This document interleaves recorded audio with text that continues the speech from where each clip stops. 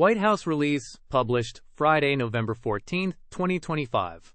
Joint Statement on a Framework for United States-Switzerland-Liechtenstein Agreement on Fair, Balanced, and Reciprocal Trade. The United States, Switzerland, and Liechtenstein have announced plans to negotiate a new trade agreement. The goal is to create a fair and balanced trading relationship that supports jobs and economic growth in all three countries.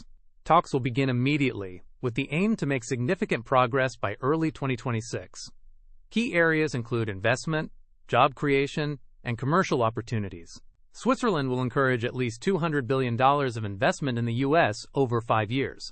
Liechtenstein will encourage at least $300 million of investment and increase U.S. private sector jobs by 50% in the same period. One-third of these investments are targeted by the end of 2026. The United States will review progress on these commitments. If needed, all parties will discuss further steps to promote investment and jobs. The agreement will also support training and apprenticeship programs for U.S. workers in high-growth sectors. On tariffs, the U.S. will apply the same tariff treatment to both Switzerland and Liechtenstein. Switzerland and Liechtenstein will apply zero duties on all U.S. industrial goods, seafood, and some agricultural goods. Other U.S. agricultural goods will be subject to tariff rate quotas. The U.S. will apply either its most favored nation tariff rate, or a 15% tariff, whichever is higher, on goods from Switzerland and Liechtenstein. Pharmaceuticals and semiconductors from these countries will not face tariffs above 15%. The agreement aims to benefit the participating countries. If this is not achieved, adjustments may be made.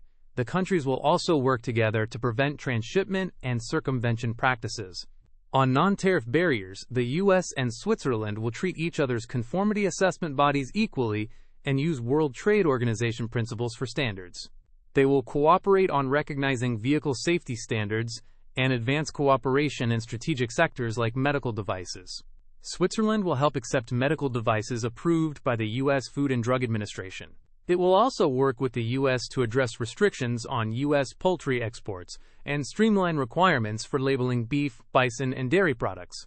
The agreement will include strong commitments on intellectual property rights protection and enforcement.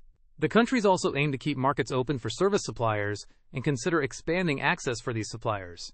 The United States, Switzerland, and Liechtenstein will increase cooperation on labor issues and trade. They will address forced labor and child labor in supply chains and protect internationally recognized labor rights. Switzerland and Liechtenstein will maintain strong environmental protections and enforce their environmental laws. They will work with the United States on trade-related environmental measures. Negotiations will include commitments on good regulatory practices for more transparency and predictability in regulations. The countries reaffirm their commitments under the World Trade Organization Agreement on Government Procurement. The United States and Switzerland will promote technology solutions for customs, including paperless trade and digital customs procedures. On digital trade, Switzerland and Liechtenstein will not impose digital services taxes. The countries support trusted cross-border data flows and will explore ways to align their privacy frameworks for secure data transfers. They plan to refrain from customs duties on electronic transmissions and support a permanent global moratorium on such duties at the World Trade Organization. For economic security, the countries will strengthen cooperation, address non-market policies of third countries, and enforce economic and trade sanctions. They will increase cooperation on export controls and sanctions. Switzerland and Liechtenstein will work with the United States to review inbound investment for national security reasons. They will also cooperate to secure supply chains and improve resilience in key sectors.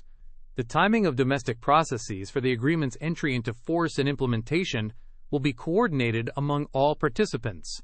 This document is not legally binding and does not create or affect rights or obligations under international law. Thanks for listening. The full source material for this summary is in the description below.